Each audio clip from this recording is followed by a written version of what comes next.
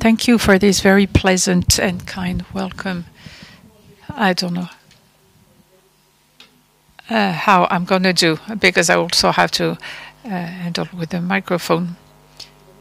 You've talked to me to ask me to talk about bariatric surgery and reflux, and I thought it was a joke, so I said I'm going to talk about what really matters to me. Now, if we talk about electricity and digestive tract, you know that there are ionic flows and fluxes, so it's an interesting potential solution. The Egyptians had already identified it with electric fish to treat headaches. And then up until 1965, where Jack and Wuldy for the gate control theory, which meant that you have sensory fibers in the nerves, and with a given frequency and intensity, you will treat the painful messages. And Michel Caralto, whom I've always mentioned, who's a gastroenterologist, who was the very first French pioneer of electrostimulation, and I have great respect for this gentleman.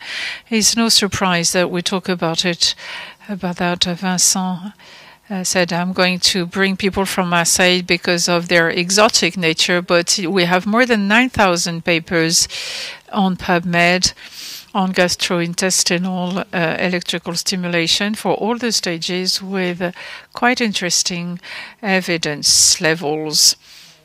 Now, what we are interested in is colorectal pathology. I'm not going to talk about magnetic stimulation. It's not done in outpatient treatment. We talk about interferential treatment, posterior tibial nerve and a vague nerve. Now, for the posterior tibial stimulation, it's transcutaneous. That's where the electrodes are sticking to your leg, and percutaneous is usually found in English-speaking countries.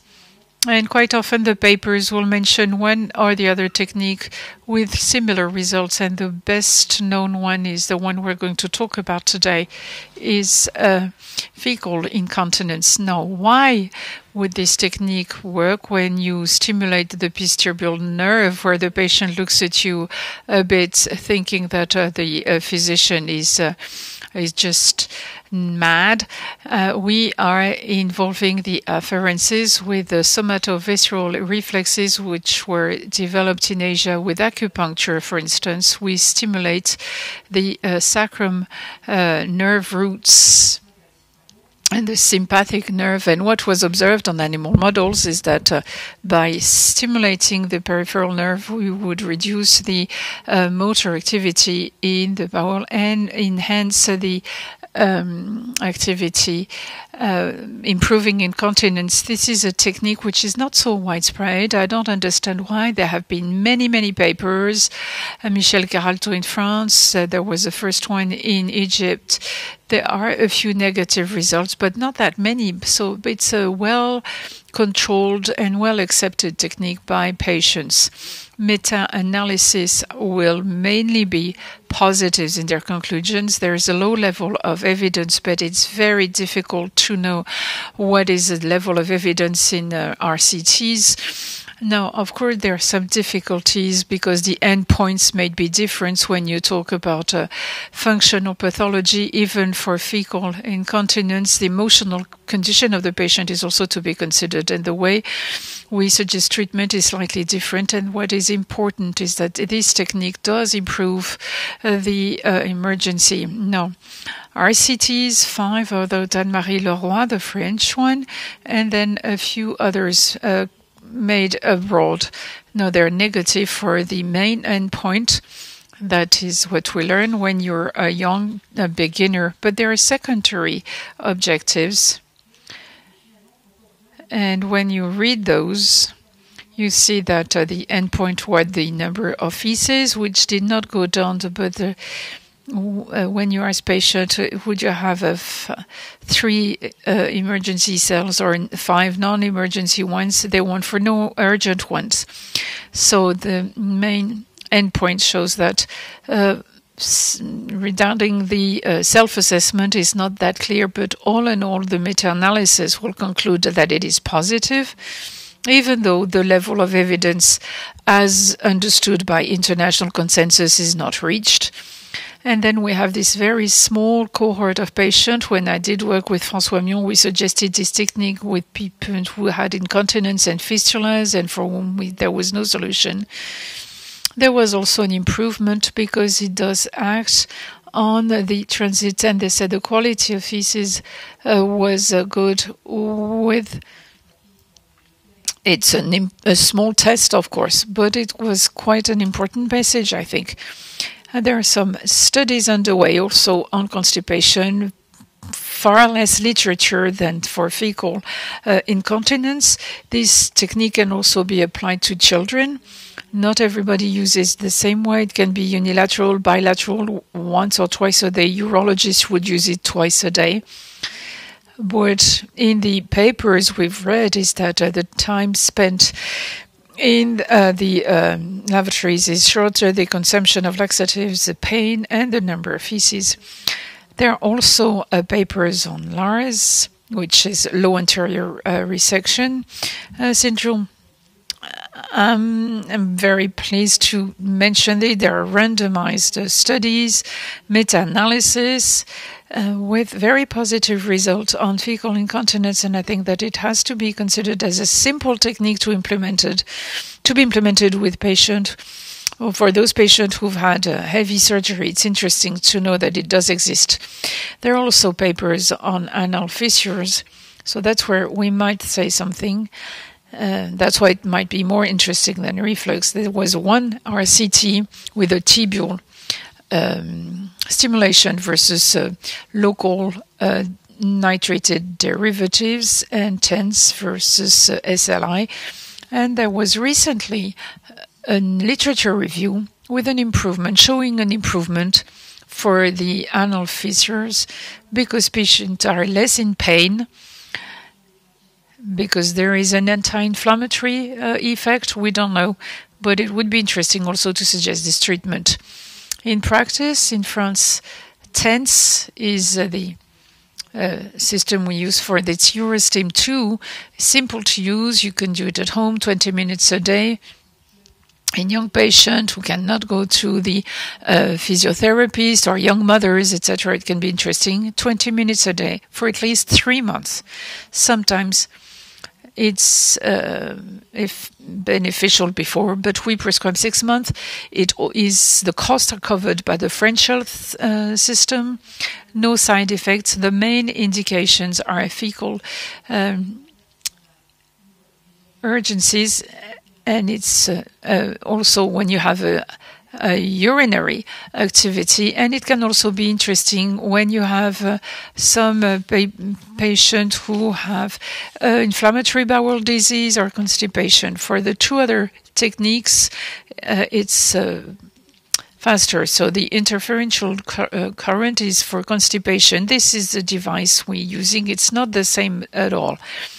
It's a completely different type of current, ventral and dorsal electrodes, and it's a deep type of in-depth current.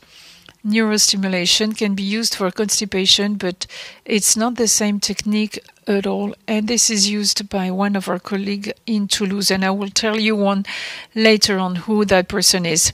We don't know really how it works.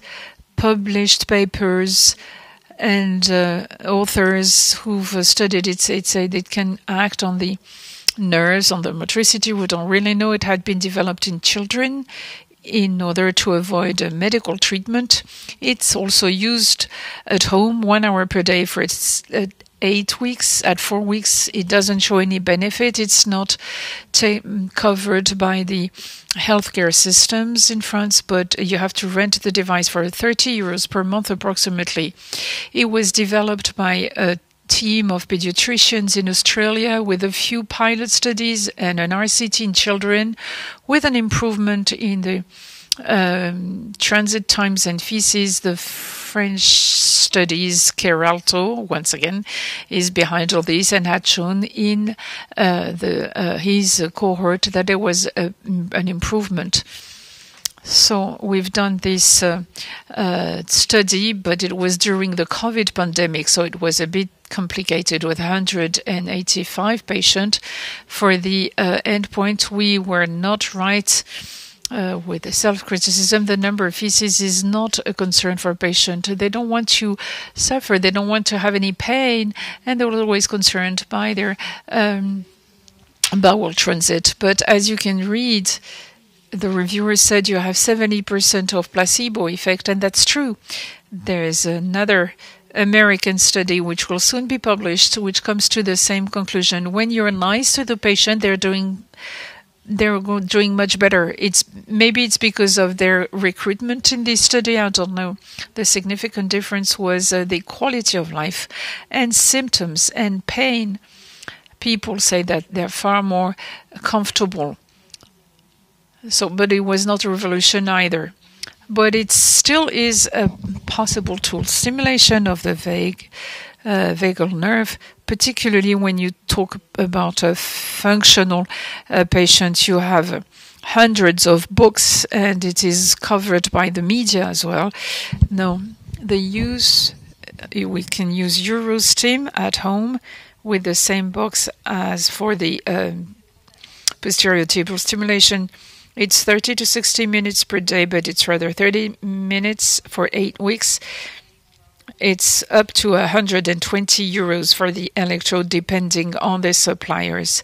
But the box is reimbursed by the French health security system.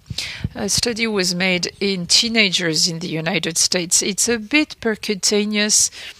It's not the electrode you just see on the bottom picture, and here we're talking about a percutaneous electrode, but it's the same principle.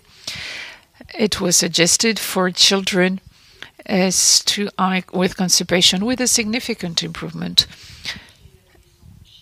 In adults, there was a study in Asia, and François Mion also had pilot studies and 2 French studies with positive results. It might be of interest to the patient. It's not a revolution in treatment either, but it changes people's life. You can have an implant for people with a depression syndrome. It's quite surprising to see the patient that are in good mood. There is an impact on depression and anxiety, which is quite impressive. Bruno Brenaz in Grenoble has also produced maybe the inflammatory diseases possible, in fact. So in France, we're using the transcutaneous stimulation. It's at home. The same thing is that when people have vertigo or tinnitus, we have to avoid it, and the cost of the electrode might be deterring. Conclusion: there are many non-invasive, non-infractive stimulation techniques which may be used. They are underused. It's true that the level of evidence is variable, but we know that in functional pathology, it's difficult. It's difficult to bear the cost of these studies, and it's difficult to have some people who say that they have problems and they say, I'm not doing so well. So you don't know what it means, what it implies, not doing so well. But it's still well accepted, non-medical treatment. And it's an additional tool to the range of treatment solutions that we have. Thank you for your attention. I would like to thank Vincent. He talks about Paris and football, and his objective is to have the Tifo when he comes to Marseille, and I promise that we will have that when we come in November. Thank you. Thank you for this presentation. There are 2 questions on the chat with the tibial nerve stimulation. It seems that the results are heterogeneous. Is there a way to select the patient? People who do not have false diarrhea, You have to really to screen them, otherwise it does not improve. Passive incontinence it doesn't work, and hyperactivity for the vesicle part. So you have to really fine-tune your patient selections. Otherwise, the treatment will not work. And sometimes we tell them, I'm not sure that in your case it's going to work. But when we explain, they understand. Nevertheless, they would be ready to try. Second question. Does this tibial nerve stimulation work with people with a coloprotectomy and ileal hemostasis in the case of fecal incontinence? Second question, is it covered, the cost, by the French health care system? Yes. Of course, it has to be tested. We won't have to, it's difficult to have long series, but I think it's worth trying it with patient, and some anti-inflammatory drugs have been described. Do you have any follow-up on your own experience? A few patients have had an improvement. We should compile our series, but I think that all in all, 1 patient out of 2, even more. But we, spend time with them. It's a special care management, and they're living better with these symptoms. I don't know why, but they do. Thank you. Thank you very much.